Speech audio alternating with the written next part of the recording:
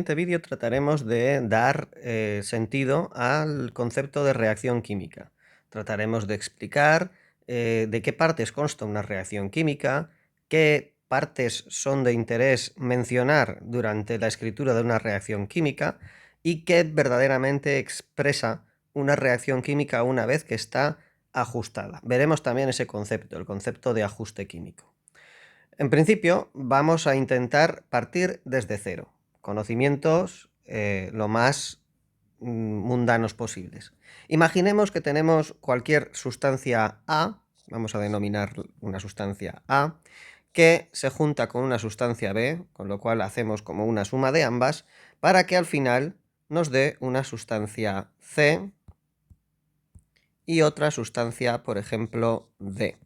Esto puede ocurrir también perfectamente que juntando dos sustancias solamente se obtenga una, es decir, junto A y B y obtengo C. A esto se le llama síntesis. También podría pasar otro tipo de reacciones en la cual, pues a partir de una sustancia A y tras ponerlas en unas determinadas condiciones, se me forman dos sustancias denominadas B y C. En este caso estamos hablando de una reacción de descomposición, ¿vale? Este tipo de reacciones, los nombres, los estudiaremos posteriormente. Por ahora vamos a suponer un caso mucho más sencillo, y es que junto dos sustancias A y B para formar al final unas sustancias C y D. Bien, esto es lo que sería una reacción química expresada, obviamente, aquí con letras. Verdaderamente habría que poner un ejemplo con sustancias químicas reales. Ahora procederemos en breve a poner el ejemplo. Por ahora nombremos estas partes que vemos en la ecuación. A la parte que tenemos a la izquierda de la flecha los denominamos reactivos. Son las sustancias químicas que van a reaccionar entre sí. Y a las sustancias que tenemos a la derecha, es decir, en este caso C y D de la flecha, son lo que denominamos productos, es decir, aquello que esperamos obtener. Bien, pongamos un ejemplo de una reacción química. Por ejemplo, el hidrógeno reacciona con el oxígeno gaseoso para dar agua. Bien, ahora iremos poniendo, para aquellos que vayáis más avanzados, os daréis cuenta que faltan determinadas cosas por poner, que iré explicando ahora, porque he dicho que vamos a empezar a verlo desde el principio. Bien, vayamos viendo. Por ahora tenemos ya puestas nuestras sustancias químicas y nos estamos dando cuenta que, por ejemplo, el hidrógeno podría coincidir con A, el oxígeno podría coincidir con B y en este caso se formaría una única sustancia, agua, que sería C. En este caso no tendríamos sustancia, producto D. Es decir, tendríamos dos reactivos y un solo producto. Como antes os he mencionado, esto se llama una reacción de síntesis. Bien. Esto es también muy importante. Otra de las cosas que se suele añadir en una reacción química es el estado en el que se encuentran estas sustancias químicas. Es decir, si se encuentran en estado gaseoso, por ejemplo, se le pone una G, si se encuentran en estado líquido se les pone una L, si se encuentran en estado sólido se suele poner una S, si se encuentra en disolución acuosa se suele poner AC o AQ, y a veces se explica también con una flecha hacia abajo cuando hablamos de formación de un precipitado, es decir, un producto que forma, digamos, una sustancia sólida que precipita hacia abajo, o con una flecha hacia arriba cuando lo que se desprende es un gas. Gas desprendido, precipitado, ¿vale? Y lo otro, pues son los estados de agregación de la materia o disolución acuosa. Bien, por ejemplo, en nuestro ejemplo podríamos poner que lo que ocurre es que el hidrógeno gaseoso con el oxígeno gaseoso reaccionan, por ejemplo, para dar agua líquida, o podría dar también agua gaseosa, ¿vale? Va a depender de las condiciones en las que lo ponga. Bien, pues ya tenemos una parte a tener en cuenta, es decir, los estados de agregación en el que se encuentran las distintas sustancias químicas. Otra de las cosas importantes e interesantes es lo relacionado con esta flechecita que tenemos aquí. Bien, podemos encontrarnos dos tipos de flechecitas. Una con una sola dirección de izquierda a derecha, o podemos encontrarnos una flecha doble con una dirección también de derecha a izquierda. Vale. A estas reacciones que tienen una flecha doble se les denominan reacciones reversibles. Y a la que tenemos abajo, la que hemos puesto como ejemplo, se le denomina reacción irreversible. Tiene su lógica. Reversible significa que se le puede dar la vuelta, con lo cual es lo que expresa esta segunda flecha de abajo, ¿vale? Esta segunda flecha lo que me está expresando es que puede tener lugar en la dirección contraria. Con lo cual, una reacción irreversible es aquella que solamente tiene lugar a través del consumo de los reactivos para formar productos. Luego, nunca los productos podrán dar marcha atrás y formar reactivos en un principio. Sin embargo, las reacciones reversibles permiten ambas dos direcciones, es decir, coexisten en un estado que denominamos equilibrio. Tanto los reactivos forman productos como los productos, dependiendo de las condiciones, vuelven hacia atrás formando reactivos.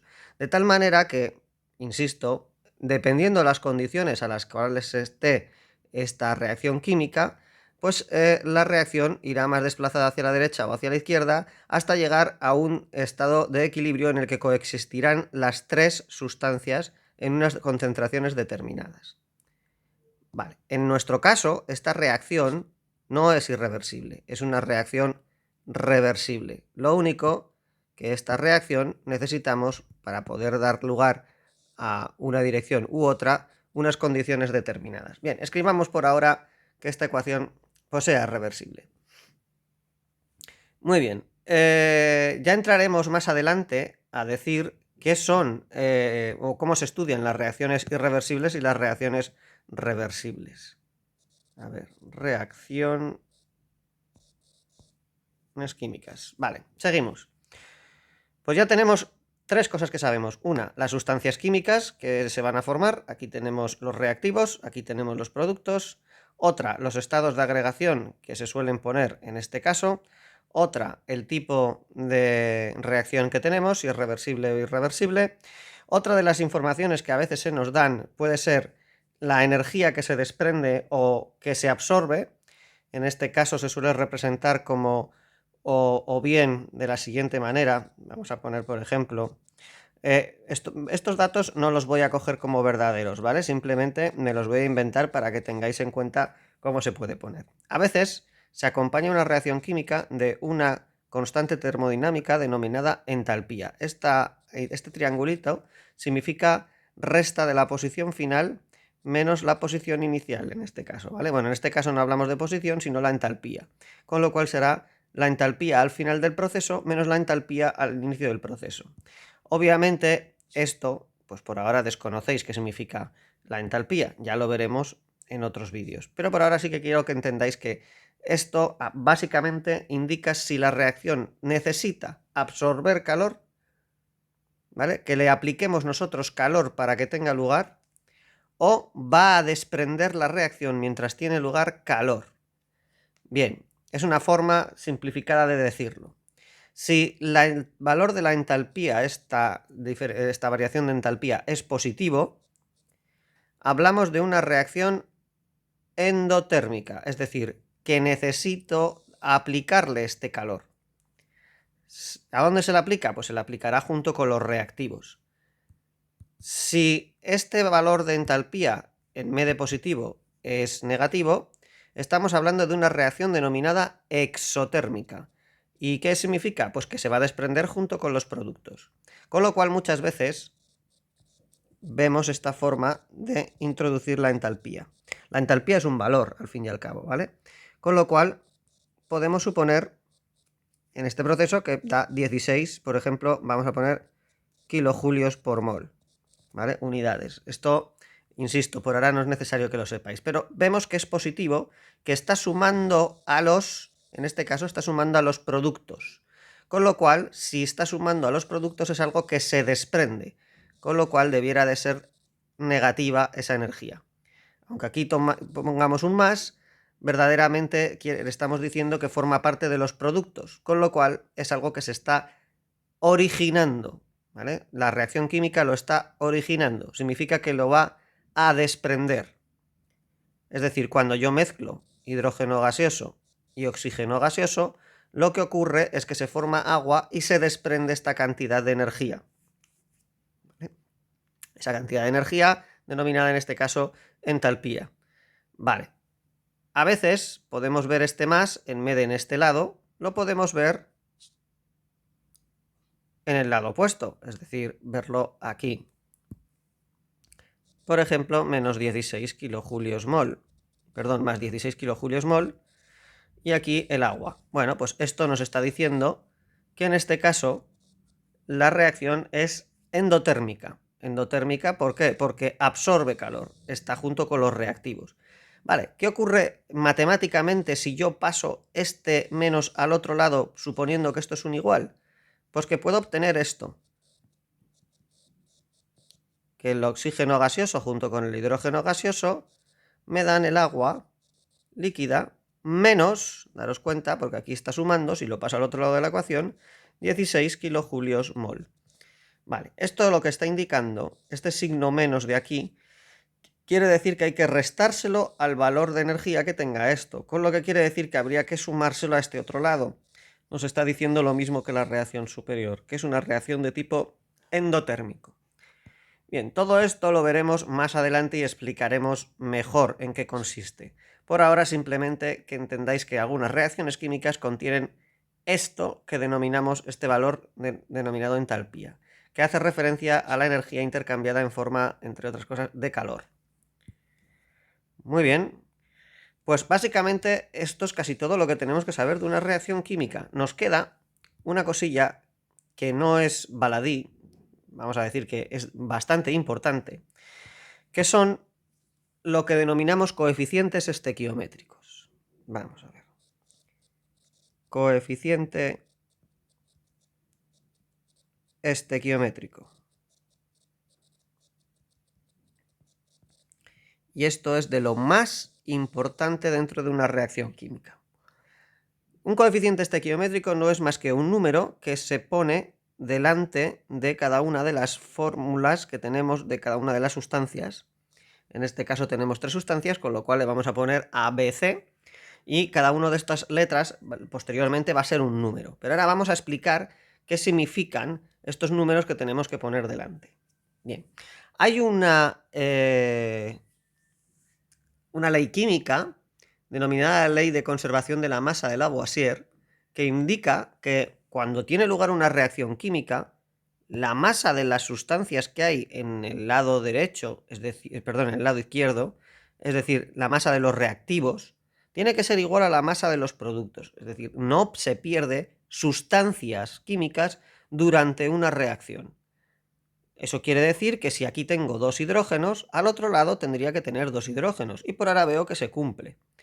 Sin embargo, aquí tengo 2 oxígenos, y vamos al otro lado de la ecuación, en este caso de la reacción química, y vemos que hay un solo oxígeno. Con lo cual no se está cumpliendo la ley de Lavoisier.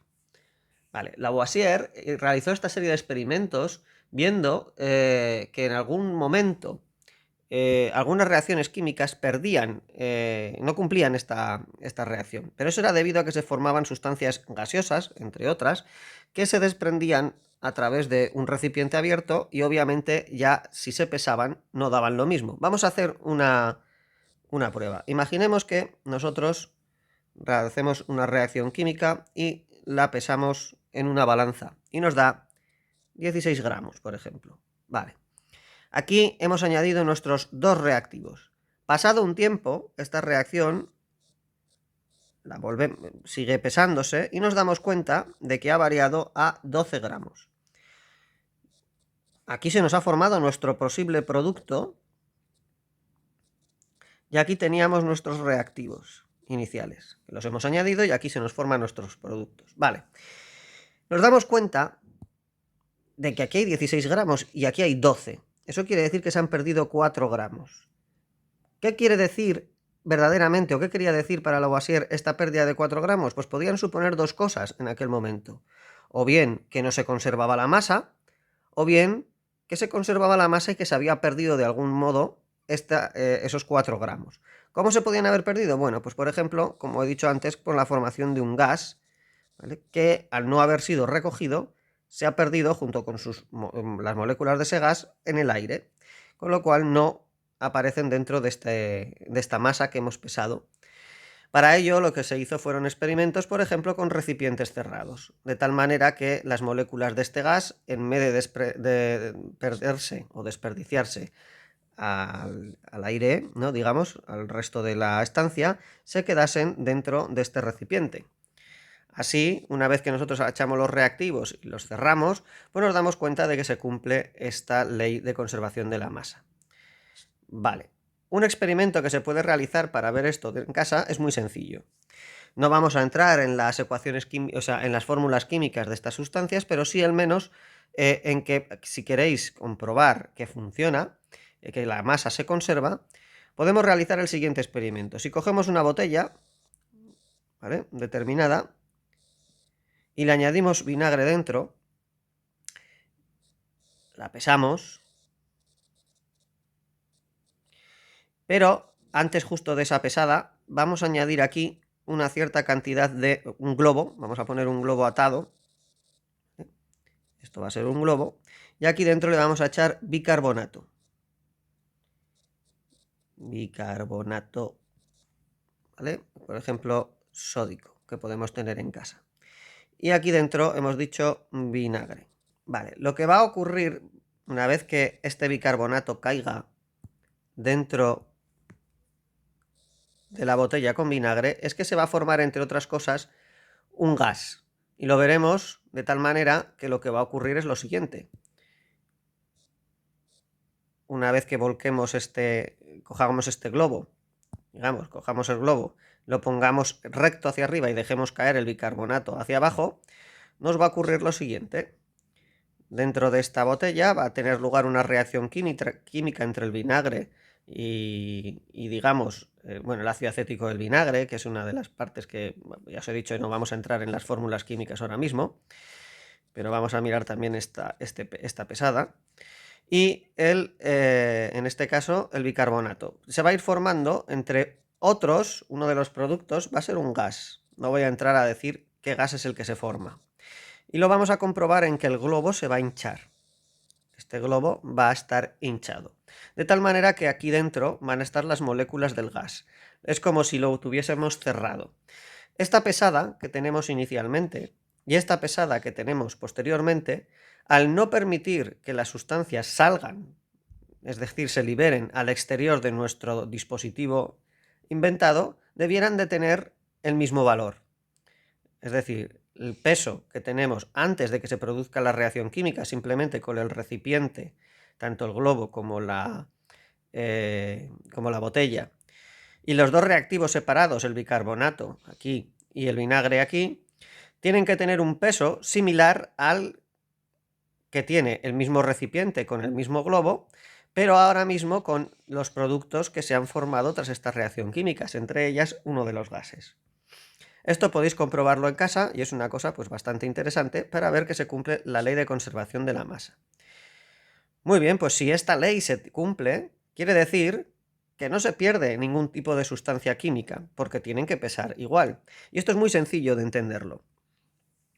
Imaginemos que nosotros tenemos hidrógenos aquí, ¿vale? Una molécula de hidrógeno, perfecto.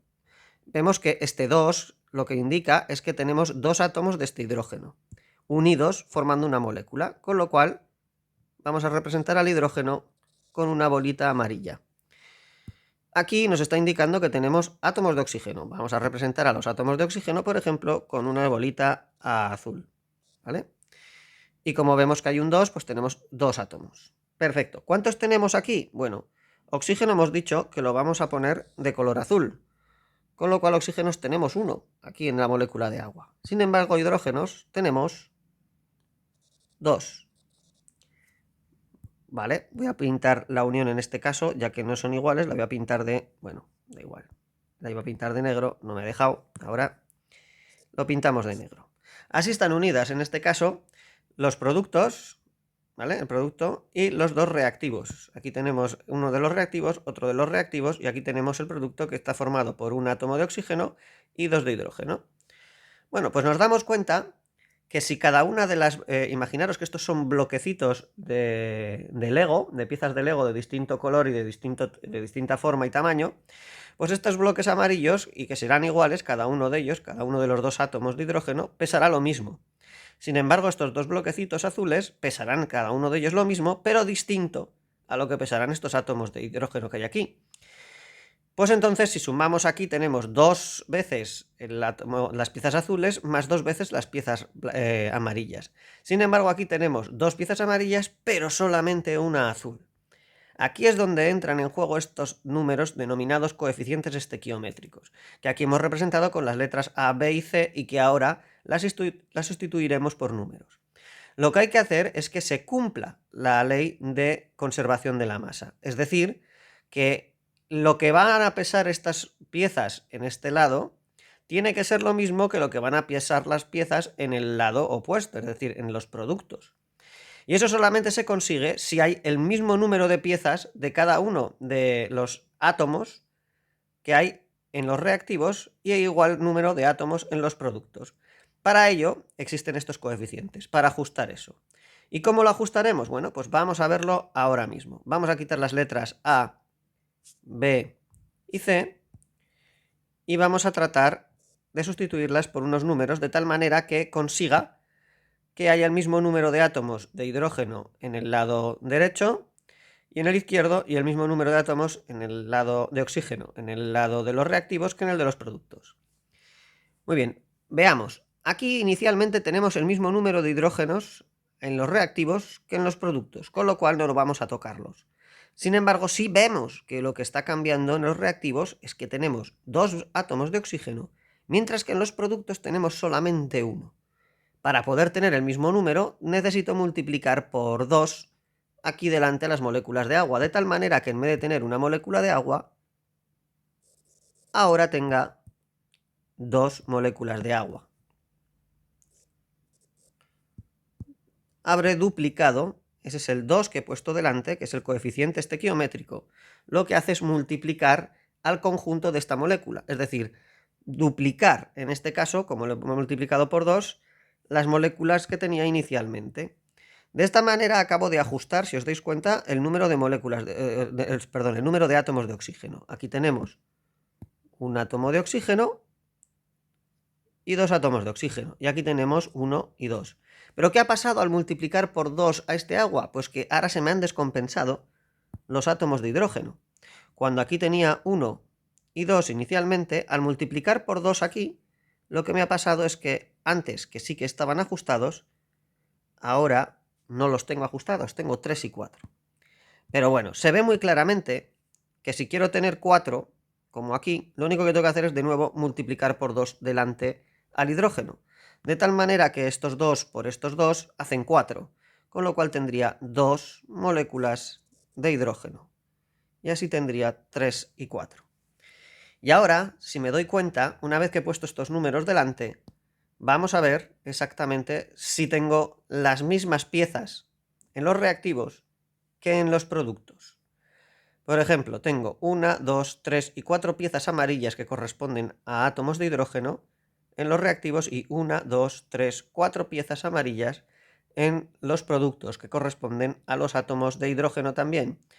En los reactivos tengo 1 y 2 piezas de oxígeno azules y en los productos tengo en cada una de las moléculas de agua 1, con lo cual 2 en total, 1 y 2 átomos de oxígeno. Ya he conseguido ajustar la reacción química. A este proceso se le llama ajuste químico. Y a los números que hemos puesto delante de cada una de estas sustancias se les llaman coeficientes estequiométricos. Es importante recalcar que aquí, como veis, delante del oxígeno no aparece ningún número. Bueno, cuando no aparece ningún número, suponemos que es un 1, ¿vale? Los unos no se ponen. Igual que tampoco le hemos puesto un 1 en las fórmulas químicas cuando tenemos el oxígeno aquí delante. Aquí no le hemos puesto un 1 porque suponemos que es 1. Pues lo mismo pasa con los coeficientes estequiométricos. Esto lo que me está indicando ahora mismo es que las relaciones 2 moléculas de hidrógeno se combinan. Vamos a borrar esto de coeficientes estequiométricos, que ya hemos definido lo que son son los números que se ponen delante para ajustar la ecuación química. Esto es lo que nos está diciendo una vez ajustada. Dos moléculas de hidrógeno reaccionan con una molécula de oxígeno para dar dos moléculas de agua. Muy bien, pues esto es muy fácil. Ya está, nos está diciendo que si yo soy capaz de coger dos moléculas de hidrógeno y juntarlas con una molécula de oxígeno, en las condiciones adecuadas, formaré dos moléculas de agua. Pero claro, ahora viene la gran pregunta. ¿Puedo yo separar moléculas así tan libremente en un laboratorio? Es decir, ¿puedo coger dos moléculas, algo tan pequeño que necesitaría instrumental muy caro, muy preciso, y obviamente, vamos a decirlo, en ningún laboratorio de los que se realizan ensayos químicos se dispone de la posibilidad de separar moléculas así como así, ¿vale? Pues entonces no podremos hacer esto de decir, bueno, pues dos moléculas separadas y más una de oxígeno nos van a dar dos moléculas de agua. Esto se cumple porque lo vemos en la ley de las proporciones, en la ley de conservación de la masa de Lavoisier. Pero hemos dicho que no podemos coger moléculas sueltas. Por eso se utilizan cantidades más grandes. Por eso aparecerá lo que denominamos el concepto de mol, ¿vale? Lo voy a poner aquí abajo y ahora explicaremos lo que es un mol. Lo primero que quiero que entendáis vosotros es el concepto de docena. La docena si la entendéis todos, ¿no? Todo el mundo hemos ido alguna vez al supermercado, o si no hemos ido al supermercado, pues habréis visto en vuestra casa, y os aconsejo ir al supermercado, que cojáis algunas veces y os venden paquetes de huevos, ¿no? Y esos paquetes de huevos pues pueden tener 6 unidades. Hay paquetes de huevos más grandes que pueden tener 12 unidades, ¿no? A veces en filas de 2, así, bueno, pues 12 unidades. Muy bien. A estas 12 unidades de huevos las denominamos una docena, que son 12 unidades. En este caso, estas unidades las sustituyo por la palabra huevos. Pero puedo tener, en vez de ser huevos, imaginaros que son bombones. Pues aquí podría tener una docena de bombones, ¿vale? Estas cajas. Podría tener también, en vez de una docena de huevos o de bombones, podría tener una docena, imaginaros que son asientos, una docena de espectadores viendo un partido de fútbol. Significa que tengo a 12 personas viendo un partido de fútbol. Sin embargo, en este otro lado, no tengo una docena, tengo 6 unidades. ¿Qué son 6 unidades? Pues obviamente la mitad de 12, ¿no? Con lo cual, en vez de tener una docena, tengo la mitad de una docena, media docena, ¿vale? Este concepto creo que lo entendéis todos y que es bastante sencillo. Vale, pues lo mismo nos va a pasar en el caso de coger docenas aquí arriba. Si yo quiero coger una docena, imaginaros, multiplico esto por 12, aquí lo que tendré serán 24 moléculas de agua, tienen que dar, hay que ver si esto multiplico por 12, a este se lo multiplica por 12, a este también.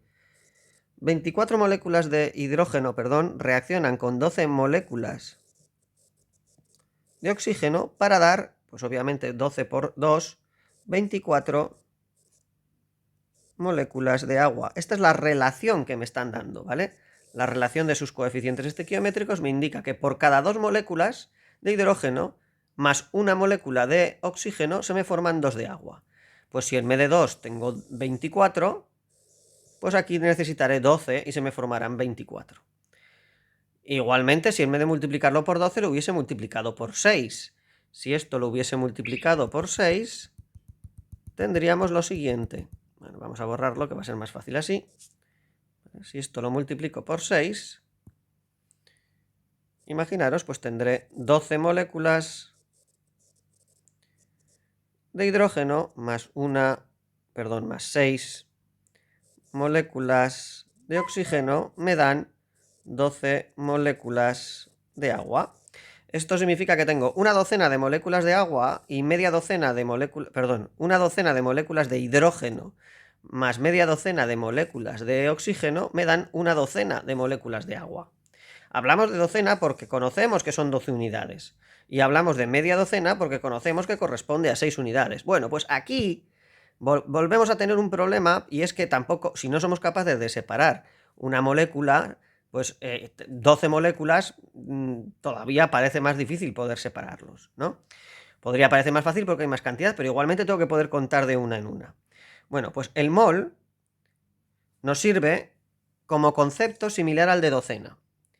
Lo que pasa es que un mol equivale a un número mucho mayor que la docena. La docena hemos dicho que son 12 unidades.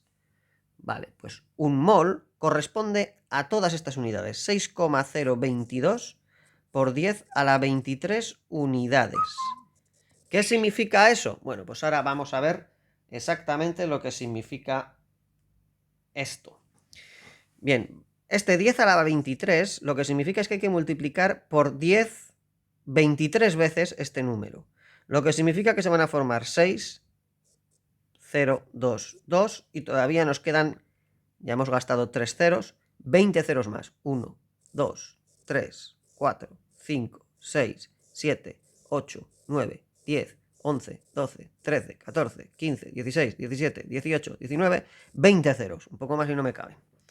Bien, tenemos aquí un punto, aquí sería un millón, tenemos aquí un punto, aquí sería un billón, tenemos aquí un punto, aquí sería un trillón, tenemos aquí un punto. Si os dais cuenta, un mol contiene 602.200 trillones de unidades. Es decir, un número enormemente grande. ¿Para qué se utiliza este número enormemente grande? Bueno, pues se utiliza para cosas muy pequeñas, para conseguir coger o contar unidades agrupadas en cositas de cositas muy pequeñas, porque imaginaros lo que serían 602.200 trillones de vacas, por ejemplo. Igual no hay en el mundo lugar para poner esas vacas. Sin embargo, una docena de vacas, pues somos capaces de verlas en un campo, ¿no? A 12 vacas perfectamente. Pero imaginaros todas estas vacas. No. O huevos. Imaginaros que tenemos huevos, 602.200 trillones de huevos. Pues imaginaros que no habrá igual supermercado suficiente para poder poner todos esos huevos, ni siquiera apilados, ¿vale? Con lo cual estas unidades son para cosas muy diminutas. ¿Para qué cosas diminutas? Bueno, para moléculas, perdón, átomos, para, no sé, por ejemplo, iones, para electrones, para protones, o sea, para muchas cosillas diminutas, ¿vale? Que tengan un tamaño muy pequeño y que cuando se junten en esta agrupación denominada mol, ocupen un volumen pues que nos permita, de alguna manera, visualizar esa cantidad, ¿vale? De hacerlo visible. Porque obviamente un átomo no lo podemos ver. Sin embargo, si agrupamos una cantidad muy grande, pues quizá podamos ver, ¿vale?, esta cantidad al menos como si fuese un montón. Bien, pues esto es lo importante. Un mol se define como 6,022 por 10 a la 23 unidades. Y como hemos dicho, en el caso de los huevos, la docena, pues en este caso utilizamos moles. Bien, pues esto que hemos dicho de aquí de 2 moléculas de hidrógeno, una molécula de oxígeno, nos dan 2 moléculas de agua. En química es mucho mejor hablar de la siguiente manera. 2 moles de moléculas de hidrógeno reaccionan con un mol de moléculas de oxígeno para dar 2 moles de moléculas de agua. Verdaderamente, lo que son los coeficientes estequiométricos, es conveniente que los utilicemos con la palabra mol, ¿vale? Porque me da una idea mucho más aproximada de lo que verdaderamente puedo realizar en un laboratorio, ya que coger moléculas sueltas me es prácticamente imposible. Sin embargo, sí que puedo coger moles. Y diréis, bueno, a ver, Eduardo, una cosa. Pero si me acabas de decir que separar 2 moléculas es difícil, separar 12 moléculas también, pues imagínate separar de una en una y encima contar todas estas cantidades. Vamos, es que no tengo ni tiempo. Ya, vale. Pero es que existe una forma de relacionar el número de unidades con la masa. Y eso lo vamos a ver a continuación. Es una fórmula que es la siguiente, que dice que la masa de una sustancia es igual a, en este caso, perdón, lo voy a poner de otra manera mejor, los moles, es decir, las unidades totales, son igual a la masa, en este caso la masa total de todas las unidades, ¿vale? Partido de la masa de una unidad, que se suele decir masa molecular, porque si hablamos de moléculas, o masa atómica, ¿vale? Si hablamos de átomos, ¿vale? Pues en este caso será la masa de una unidad. Esto quiero que lo entendáis de la siguiente manera. Imaginaros que tenemos una pelotita, ¿vale? Una pelota cualquiera fabricada en un, pues yo que sé, en cualquier fábrica y que pesa 12 gramos. Muy bien, ¿estaréis de acuerdo? Esto sería 12 gramos, lo que pesa una unidad, esta fórmula que tenemos aquí. ¿Vale? Bueno, la voy a resumir primero. Esta fórmula la voy a poner más como la solemos utilizar en química, que es los moles son igual a la masa en gramos partido de la masa molecular. A veces se pone peso molecular, ¿vale? O peso atómico o peso fórmula, da igual, en gramos por cada mol, ¿vale? Bien, ahora vamos a verlo de esta otra manera que hemos puesto aquí, que creo que es mucho más fácil de entender, ¿vale? Al menos para que entendáis esta fórmula. Bien, imaginaros que tengo una bolita, una sola bolita, pesa 12 gramos. O sea, tengo la masa de una unidad, 12 gramitos. De acuerdo, pero si en vez de tener una bolita tuviese, por ejemplo, 2, 3 bolas, 4 bolas, 5 bolas, vamos a poner 5 bolas, ¿vale? Pues obviamente todo el mundo sabemos que las 5 bolas, lo único que tendré que hacer es multiplicar a este 12 por el número de bolas que tengo. Bueno, pues esto es lo que hace esta fórmula, ¿vale? Esta fórmula me está diciendo eso. ¿Dónde pongo las 12 bolas? Bueno, pues las 12 bolas, perdón, las 5 bolas, que en este caso son 5 bolas, estas 5 bolas, que nos estamos dando cuenta que hay aquí en común, número de bolas, son el número de moles, es decir, las unidades totales.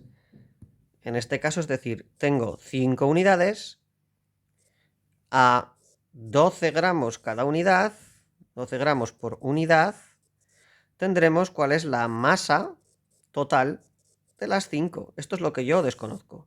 Con lo cual lo que hago es despejar, paso este que está dividiendo, multiplicando y tendré 12 por 5, serán un total de 5 por 2, 10, un total de 60 gramos que han de pesar cada una de, o sea, el total de las 5 bolas. Y es fácil, 12 más 12 más 12 más 12 más 12, 12 y 12 24 y 24 48 y 12 60. ¿Vale? Pues aquí vemos la importancia de esta fórmula química. Vamos a suponerlo de otra manera. Imaginemos que yo sé que tengo 5 bolas, pero no sé cuánto pesa una bola de ellas. Si cojo y digo, bueno, son 12 bolas iguales, esto es lo importante, ¿vale? Saber que las bolas son todas iguales. Es decir, saber que pertenecen al mismo tipo de bola. En este caso, estamos hablando, por ejemplo, de átomos de una sustancia, ¿vale? Bien, pues si todas las bolas son iguales, suponemos, tengo 5 bolas y el total de bolas pesan 120 gramos, por ejemplo, ¿cuánto pesa una bola? ¿Cuál será la masa de una bola? La masa de una unidad. ¿Vale? Esto es lo que necesito saber. En este caso, conozco el número de bolas. En este caso, desconozco la masa de una de ellas, pero sí que conozco la masa, por ejemplo, total.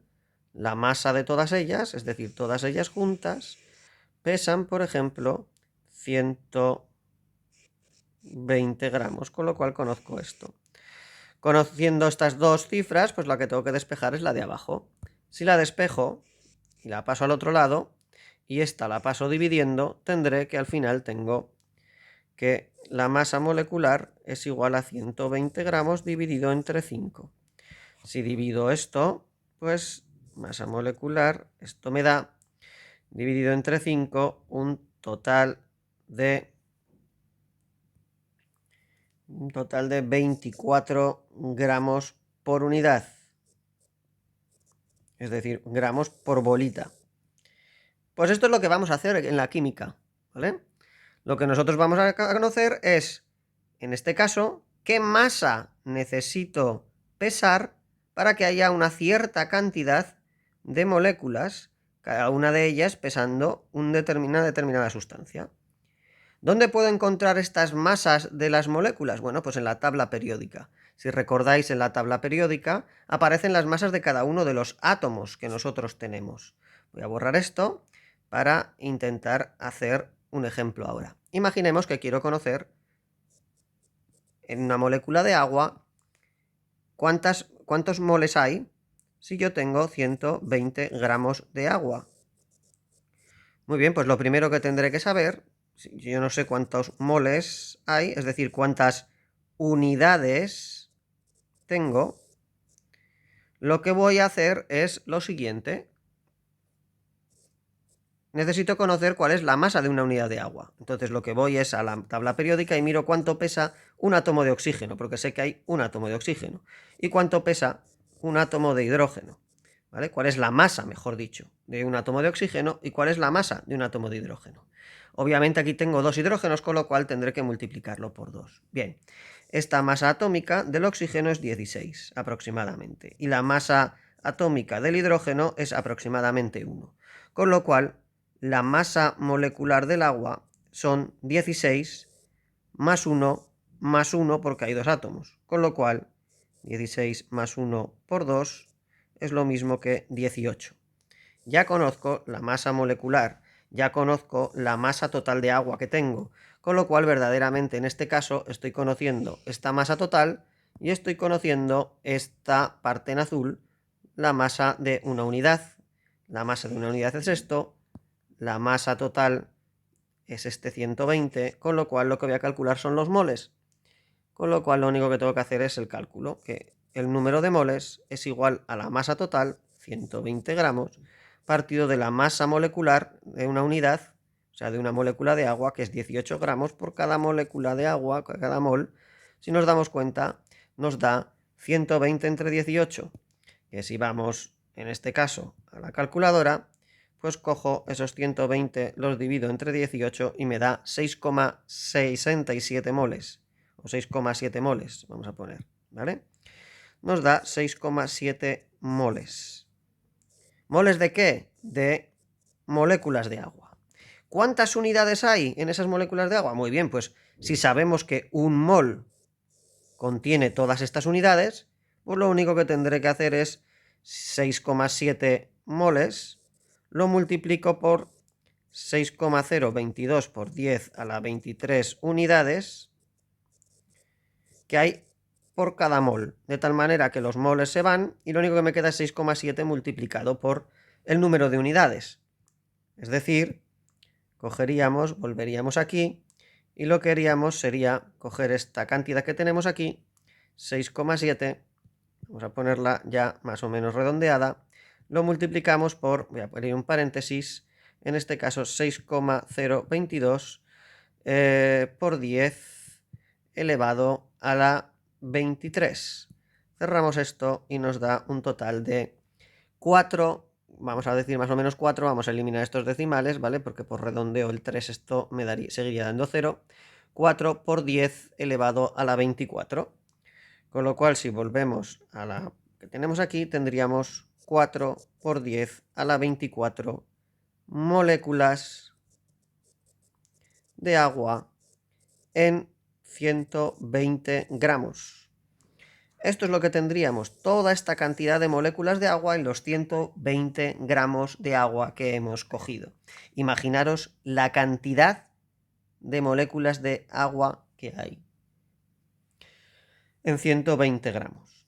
Pues gracias a esta fórmula química, a esta, somos capaces de manejar en M de moléculas masas, que es mucho más fácil para poder, digamos, llevar a cabo reacciones químicas en un laboratorio. Obviamente, no todas las sustancias son sólidas, tenemos sustancias líquidas. Para ello, con esta misma fórmula que tenemos aquí arriba, podemos calcular la masa de esa sustancia. Pero recordar que hay una propiedad física denominada densidad, ¿vale? La densidad de una sustancia, que es la relación entre su masa y el volumen que ocupa.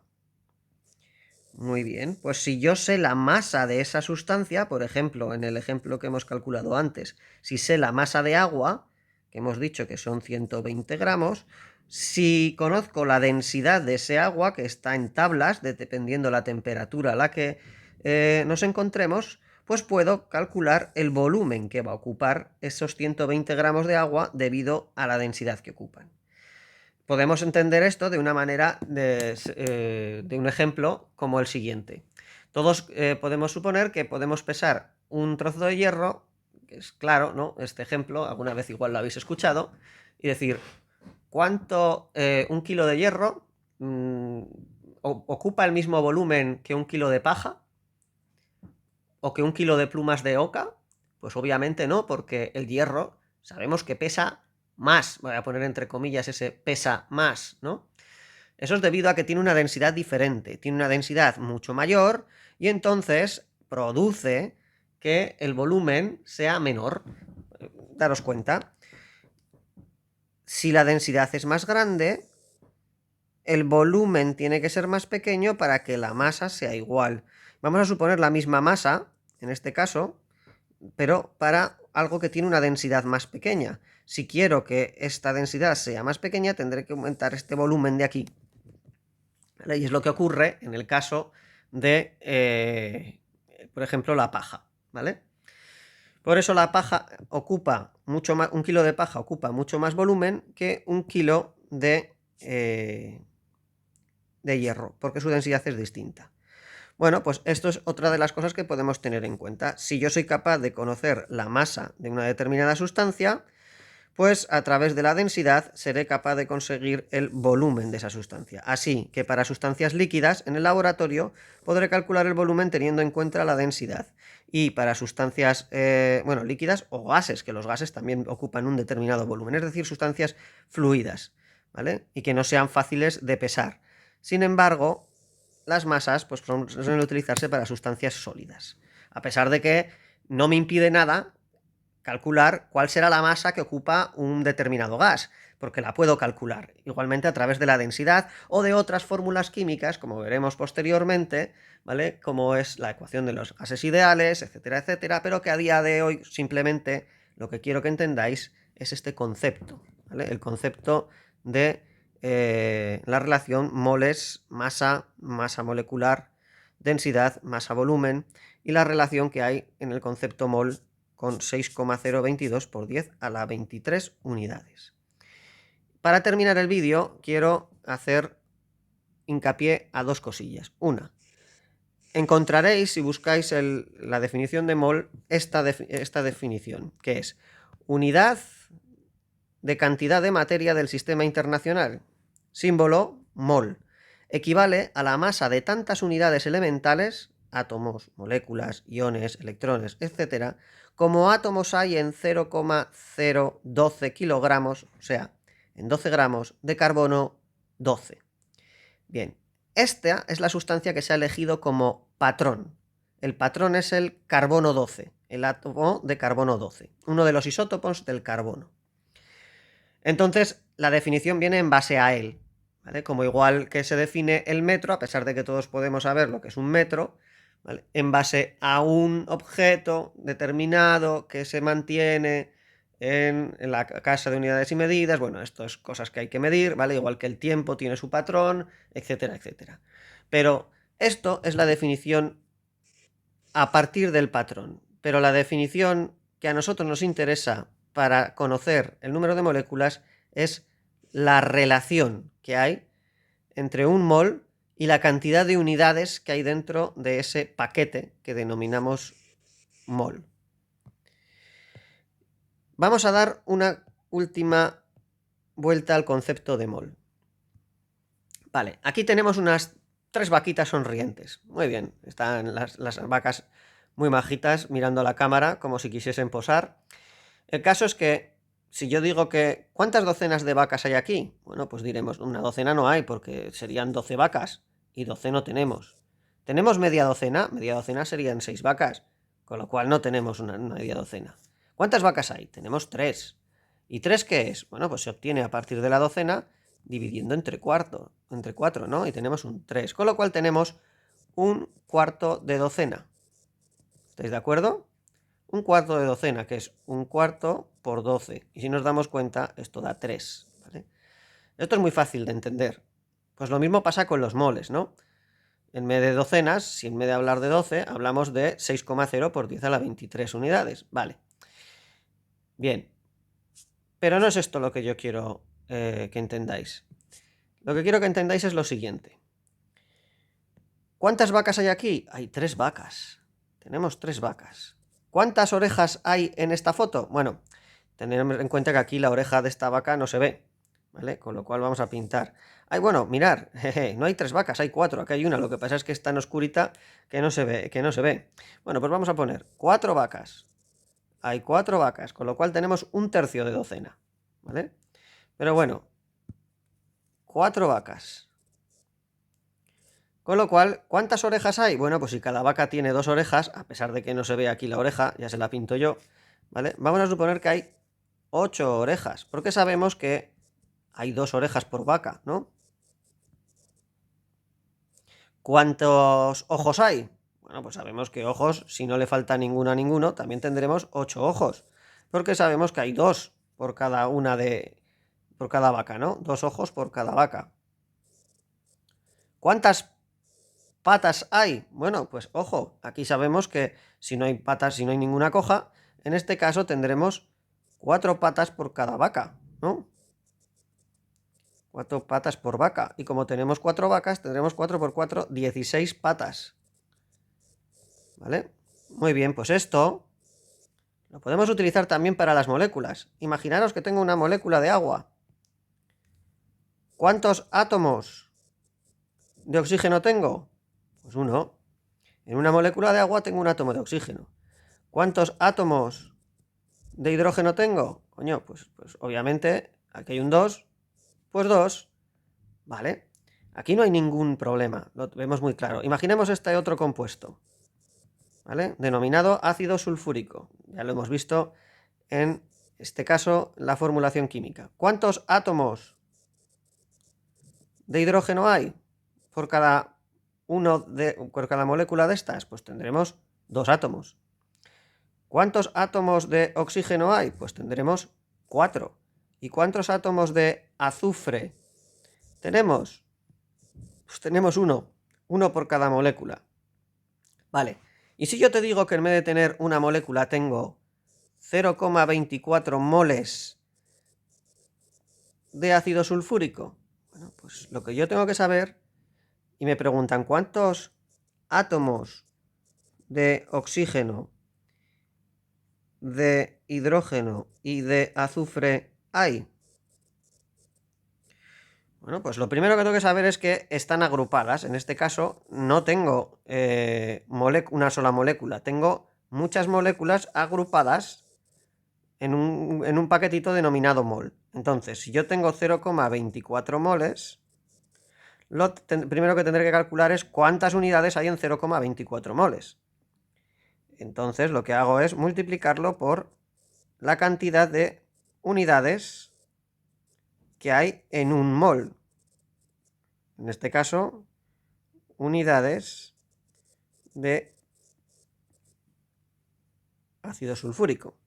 Con lo cual, se van los moles y multiplico 0,24 por 6,022 por 10 a la 23. Vamos a ver de nuevo esta operación.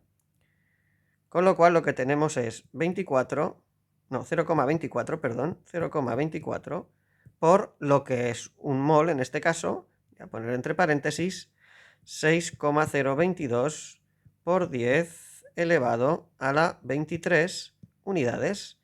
Y en este caso tengo que 1,4 por 10 a la 23. 1,4 por 10 a la 23. Pues muy bien.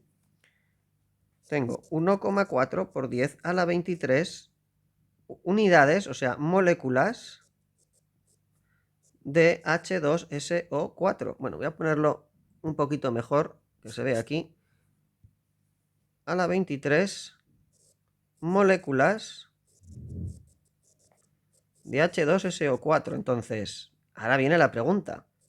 ¿Cuántos átomos de oxígeno hay? Bueno, pues vemos que en cada molécula, esperar que se ve aquí muy mal, voy a volver a escribirlo bien. En cada molécula hay 4 átomos de oxígeno, los veis aquí, ¿no? Con lo cual, si tengo todas estas moléculas, o sea, si yo tengo 1,4 por 10 a la 23 moléculas y en cada molécula hay 4, pues multiplicaré, obviamente, esto por 4 para poder sacarlo. Y esto, pues lo único que tengo que hacer es multiplicar por 4, 1,4 por 10 a la 23. Con lo cual, si volvemos a la fórmula, aquí, cogemos el total que tengo aquí y lo multiplico por 4. Y esto me da 5,8 aproximadamente, redondeando, por 10 a la 23. 5, perdón, vamos a ponerlo aquí, voy a ponerlo en amarillo. 5,8 por 10 a la 23, ¿vale? Es multiplicado por 4. Aproximadamente. Verdaderamente es que antes hemos multiplicado con todo. Vamos a multiplicarlo bien por 4, ¿vale? Para no tener problemas en que los números os den distintos. Vamos a multiplicar 1,4 por 4. Bueno, pues 4 por 4, 16. Llevamos 1. 4 por 1 es 4 y 1, 5. 5,6 por 10 a la 23, ¿vale? Átomos de oxígeno. Ahora vamos a hacer lo mismo con los de hidrógeno. Si nos damos cuenta con los de hidrógeno, tendremos lo siguiente. ¿Cuántos átomos de hidrógeno hay? Bueno, pues tendremos que cada molécula tiene, como vemos aquí, en este caso, 2 átomos de hidrógeno, con lo cual habrá que multiplicar por 2 el valor que tenemos aquí arriba. Con lo cual tendremos 2,8 por 10, voy a ponerlo en azul, ¿vale? Tendremos 2,8 por 10 a la 23 átomos de hidrógeno. ¿Y cuántos tendremos de azufre? Bueno, pues como vemos no hay más que 1 por cada uno, con lo cual tendremos átomos de azufre, tenemos 1 por cada uno, tendremos el mismo número, 1,4 por 10 a la 23, porque esto habría que multiplicarlo por 1. ¿Vale? Átomos de azufre. Como os dais cuenta, lo único que hemos hecho es calcular primero, a partir de los moles, la cantidad de unidades que tenemos de la sustancia determinada, en este caso ácido sulfúrico, y una vez que conocemos cuántas unidades hay, pues lo que hacemos es lo mismo que con las vacas. Pues si cada vaca tiene una cabeza, pues lo multiplicamos por 1. Si cada vaca tiene 2 orejas, lo multiplicamos por 2. Si cada vaca tiene 4 patas, como en este caso 4 oxígenos, lo multiplicamos por 4. Y con esto hemos acabado el vídeo por ahora y ya continuaremos en un segundo vídeo con las reacciones químicas para que entendáis mejor el proceso de cálculo a partir de las mismas.